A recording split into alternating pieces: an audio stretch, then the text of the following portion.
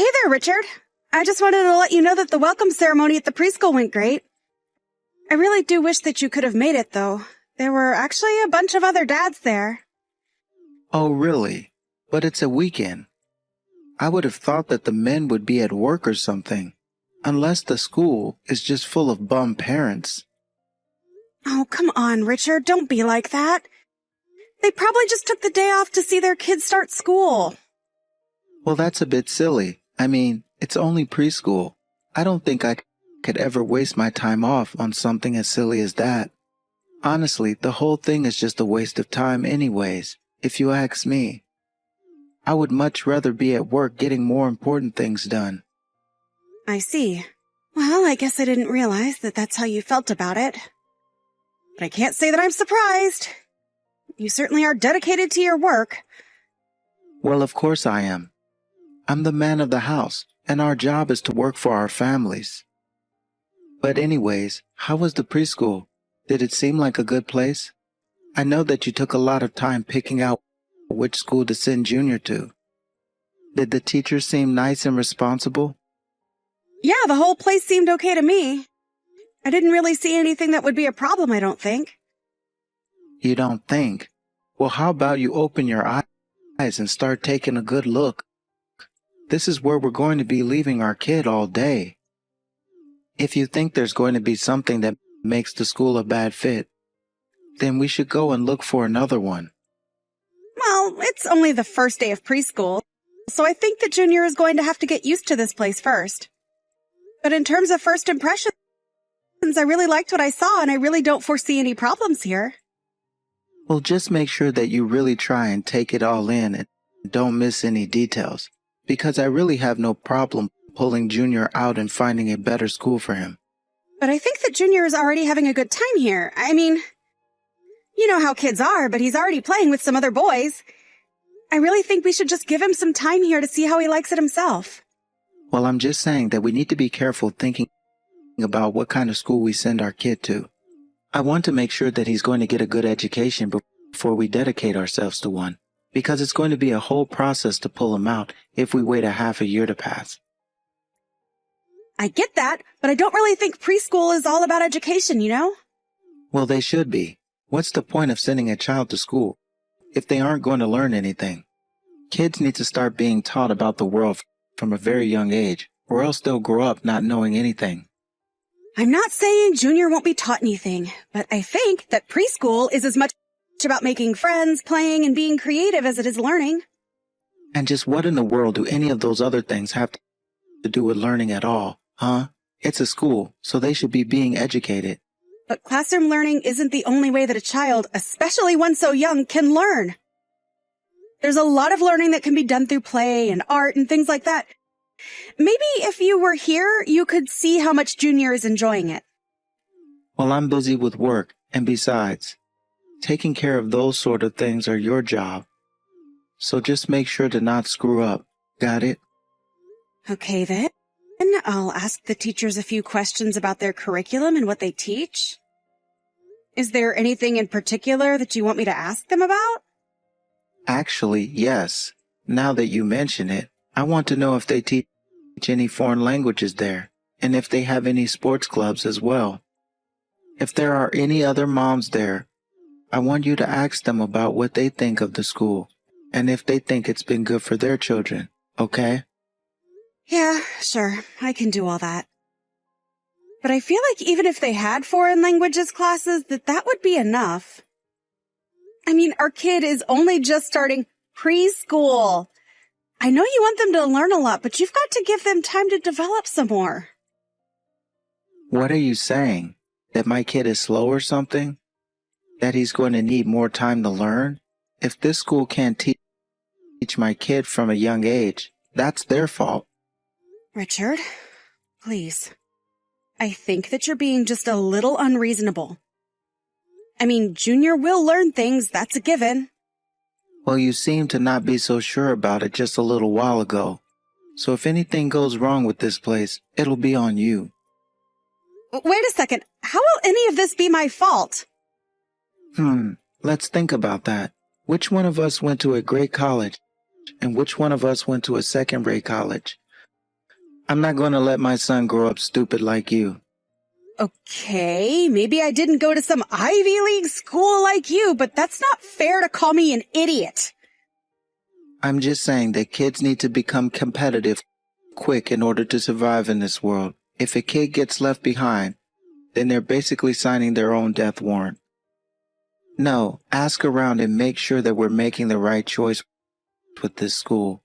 And don't make me tell you to do this again.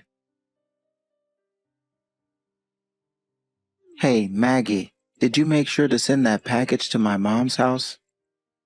Yeah, I think it just arrived. Or at least I got a message saying that it did.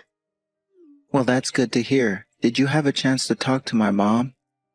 How is she doing? She says that her leg is still really bothering her, but that she is otherwise okay. That's a relief. I just hope she gets over this fast. Of course. Although after the package arrived, your mom sent me a bunch of money. Is this okay? I only ask because she gave us quite a bit of money when Junior started at preschool as well. Yeah, of course you should take the money. My mom hurt her leg. You're helping her. You deserve an award, don't you think? Well, of course I'm grateful to be able to help your mom. But I just know that she's been going through a lot, what with your relative that passed away. I know that your mom wasn't even able to go to the funeral because of her bad leg. Ah, that's fine. She didn't need to go that in her condition. Besides, she just could have sent you there in her place, and that would have worked out fine. Richard, please! You know that your mom really did want to be there. Besides, you can't just take the place of someone at a funeral. Oh my gosh, it's not even that big a deal. It's fine. Well, you might not think so, but thanks to all the running around I've been doing today, I am stuck in traffic and might not be able to pick up Junior on time. Do you think that you could go and pick him up for me instead? Hold a second. You want me to go and pick up our son from his preschool? Yeah, of course. Like I said, I'm stuck in this traffic, and I know that your office isn't all that far from the school. Even your mom told me to ask you since she didn't want me driving recklessly to get there. Did my mom really tell you to ask me to go and pick up Junior for you? Yeah, of course she did. So can you please do this for me, Richard? It would help a lot. Well, I guess if that's what my mom asked me to do, then I'll do it. But only today. You got it? Yes. Thank you so much. This is a huge help. In that case, I'll just head back to your mom's and help put things away for the funeral. I know that your mom is probably wanting the company anyways. Great. Just make sure that you don't embarrass me in front of any other relatives that might still be there at my mom's house. I know, you've got a reputation to uphold and all that. But, I had no idea that your mom lived in such a huge house. Well, both of my parents' families come from quite a bit of money, so it shouldn't be all that surprising. I guess you could say that I'm blue-blooded. I know that you'd told me that before, but I still just didn't know what to expect. And her house is full of so many nice things. Yeah, I suppose a commoner like you has probably never even been close to being in a place like that before.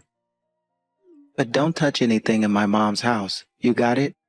It's all very expensive, and if you break anything, then it's going to be humiliating for me. Of course, I won't touch or move anything. You've got nothing to worry about there. Besides, your mom is going to be there. She'll make sure I don't get into trouble. She better, and you better obey whatever she tells you to do. Remember, you're there to help her, and you should try to get her to like you while you do. After all, I'm my mom's eldest child, and you're my wife, so you have to be on your best behavior at all times. Man, could you put any less pressure on me for this, Richard? So what are you going to do? Are you going to spend the night there or come back after a while? I think your mom already has her guest house set up for other guests there, so I was probably going to get home around 7? Just make sure that you get home with enough time to make dinner. Got it? Because I'm not going to pick up the kid and cook for you. Hey there, Richard. I just wanted to let you know that I'm leaving your mom's place. I was going to stop by the grocery store and pick up something on the way home. Do you still need dinner? Hey, what's the big idea here? Huh? What's going on? Why is Junior like this? Sorry, what do you mean by that? What's going on with Junior? Is everything okay? Well, I went to the preschool to pick up Junior, and he was way calmer than the rest of the kids in his class. He was hardly even speaking. What's the matter with our son? Has he not learned how to speak yet? What are they teaching him at this preschool? Well, I guess he's just a little shy. Kids develop at different rates, you know? Okay, but my kid should be developing at a faster rate than the other ones.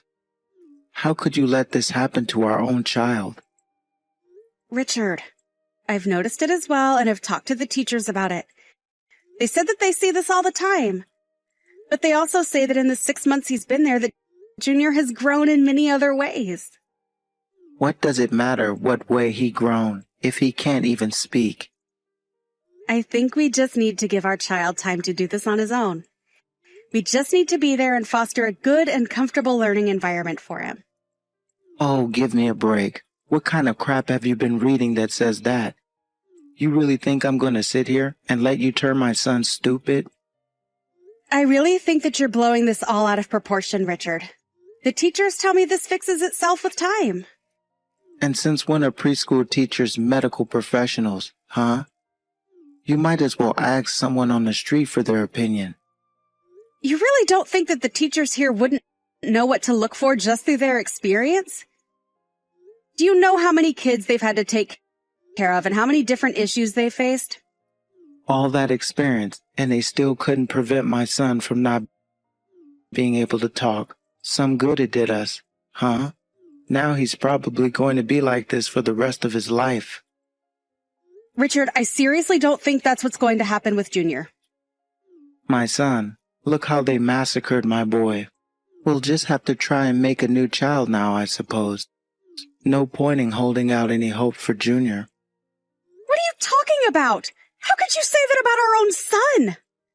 This is all your fault, you know. Something must have gone wrong with him while he was in your womb. Okay, now you're really taking this too far. Our son is 3 years old. He is still growing. You need to calm down and let this process unfold over the time that it takes to do so. No, my son should be speaking by now, but he's not. Now the whole school knows he's a failure with your horrible genes. And just what is that supposed to mean? Well, it's obviously your fault. My parents both come from very prestigious bloodlines, which means that the problem must be all your fault. Our son is literally 3 years old. Why are you jumping to all of these outlandish conclusions? Richard isn't stupid. I don't have bad genes and things are going to be just fine. I can't believe that you honestly suggested giving up on Richard and having another child. They are commodities. We don't just make new ones when the ones we have are disappointing us. Quit wasting time making excuses. You and I need to keep having kids over and over again until we finally make a good one. Don't you remember the issues that I had just giving birth to Junior? I was losing so much blood, I could have died. I don't care what it costs. You will keep having babies. I'm not going to let your weak body distort my genes. I didn't distort anything, and that's so offensive of you to even say that. Besides, it's my life, and you can't order me to have your children. Richard, are you there? I was just curious about this paperwork that arrived from an adoption agency. That's right. I want you to take Junior and drop him off at the return address. It's high time that we get rid of this defective little brat. Richard, what on earth are you talking about? You can't be serious about this. This is your son. Well, what other choice do I have? My son is a little screw-up. You ruined him with your bad genes, and now he's never ever going to speak for the rest of his life. In fact, you can take our dumb son, pack up your bags, and leave too. I'm going to find a woman with better genes to make a child with. You really are just taking this way too far. Do you know that? How could you even ask me to do something like that? The only mistake I've made around here was ever thinking that you could be a good father. You do nothing to help, and the minute you run into a little trouble, you choose to give up. Don't you dare and try to spin this to be about me. I didn't do anything wrong at all, and you know it. Are you sure about that? Because I bet if there was anything genetically wrong with our child, it came from you. But I would never even suggest that about our boy because I love him and think he's perfect the way he is. You're the one who wasn't raised right. You didn't get a proper education, and now you're blaming me for the problems that you have. What in the world are you even talking about? You don't know anything about anything. Well, then why are you doing this? Why are you treating your wife and son this way? Because this isn't the way that a father should treat his child, or a husband his spouse. Don't you have any shame about any of this at all? I mean, where in the world did I wrong you raising you like this? Honestly, I have no idea how my own son ended up being so awful. Your own son? Wait a second. Is that you, Mom? Of course it's your mother. I'm here with Maggie because she's been telling me all the horrible ways you've been treating her and Junior. But wait, is that really you, Mom? Please, you have to understand. I wasn't going to let Maggie drag our family down. And in what possible way would she be dragging our family down? Well, I just mean that it's her bad genes that made Junior the way that he is. Can't you understand that she's no good for our family? Richard, you have no room to stand out to be saying anything about your son and wife. You're in the wrong here, and you've made me so ashamed to be your mother. I mean, you're not even human. Mom, are you really ashamed of me? Please tell me it isn't so. I didn't mean to hurt you. Honestly, of all your siblings, I've always had the most trouble with you. You've always just been so selfish. Maybe I should have been worried when you were little and never showed any sympathy towards anything. Well, what does showing sympathy get you in this world? It's a waste of emotional energy that I don't have time for. Well, a healthy and well-adjusted adult wouldn't think like that about other people. You should be wanting to be there for your wife and be eager to help your child grow. But what's the point of wasting time with a kid who's already screwed up? What would be the point? The point is that you married Maggie and you had a child with her, and that's your family. Honestly, why can't you be more like your younger brother? You know that everyone thinks this way about you, right? Everyone just can't believe the way that you've been treating your own wife. What is that supposed to mean? You already told our relatives about this? That was so fast. Well, I had to work fast to make sure that you would have nobody on your side that you could convince to be supporting you.